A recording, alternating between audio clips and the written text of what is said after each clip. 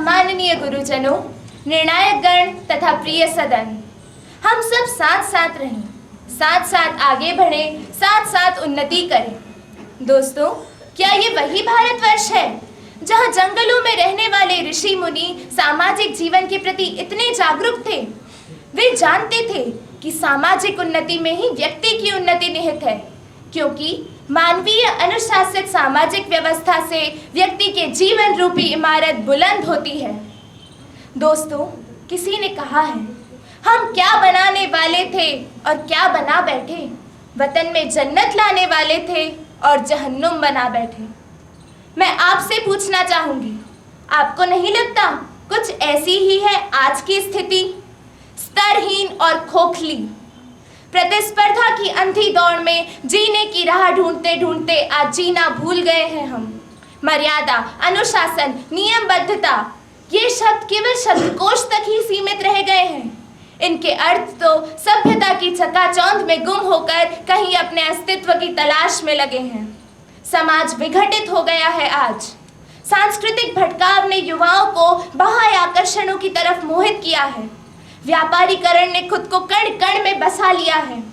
ये व्यापारीकरण केवल वस्तुओं तक ही सीमित नहीं रहा, आज मनुष्य भी इससे अछूता नहीं है। मैं आपसे पूछना चाहूंगी, यत्र नार्यस्तु पूज्यन्ते तत्र रमन्ते देवता कहने वाले समाज में क्या दशा है आज नारी की? क्या यह जरूरी है कि दामिनी, निर्भया, जागृति के साथ जो घटनाएं घटे उसके बाद ही हमारा समाज नींद से जागे? यह पूर्ण तरह सिद्ध करता है कि सामाजिक व्यवस्था ने नारी को एक खिलौने के रूप में पेश किया है और इसका युवाओं के लक्ष्य से भटकाव में एक बड़ा हाथ है।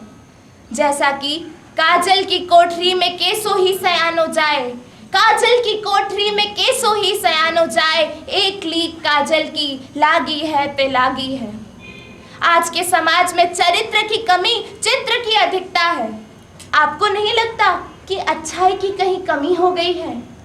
दुष्यंत कुमार जी ने कहा है, मंच पर सुविधा नहीं है, नेपथ्य पर संभावना है। सभ्य बनने की होड़ में आज हमने एक बार फिर पाश्विकता की ओर कदम बढ़ा दिए हैं। आज सब कुछ होकर भी हमारे पास कुछ नहीं है।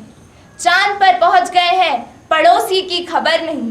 बढ़ते बैंक बैलेंस, घटते मूल्य, बड़े बड़े घर, छोटे छोटे परिवार। संस्कारों की जो पूंजी एक बच्चे को अपने शिशु काल में ही एक संगठित परिवार में मिल जाती थी, उसका 1/4 भी एकल परिवारों द्वारा उसे मिल पाना बहुत मुश्किल है। वर्तमान व्यवस्था में बच्चों और पालकों के बीच बढ़ती संवादहीनता ने नैतिकता की कमी को जन्म दिया है और जब यही बच्चे हमारे युवा बनकर उभरते हैं तो दोस्तों, उनमें नैतिकता की, संस्कारों की कमी दिखाई देना बहुत स्वाभाविक है।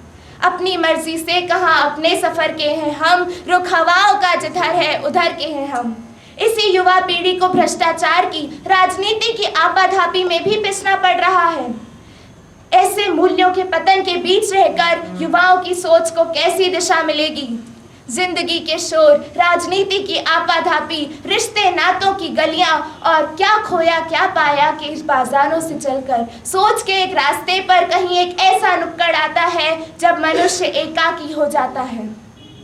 तब यदि हम अपनी अंतरात्मा में झांक कर देखें तो पाएंगे कि आज के समाज में बदलाव लाना बहुत आवश्यक है।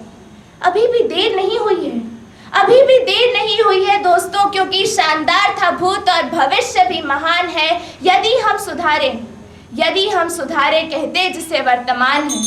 मैं समाज से यह आह्वान करना चाहूंगी कि हम जो बोएंगे वही काटेंगे।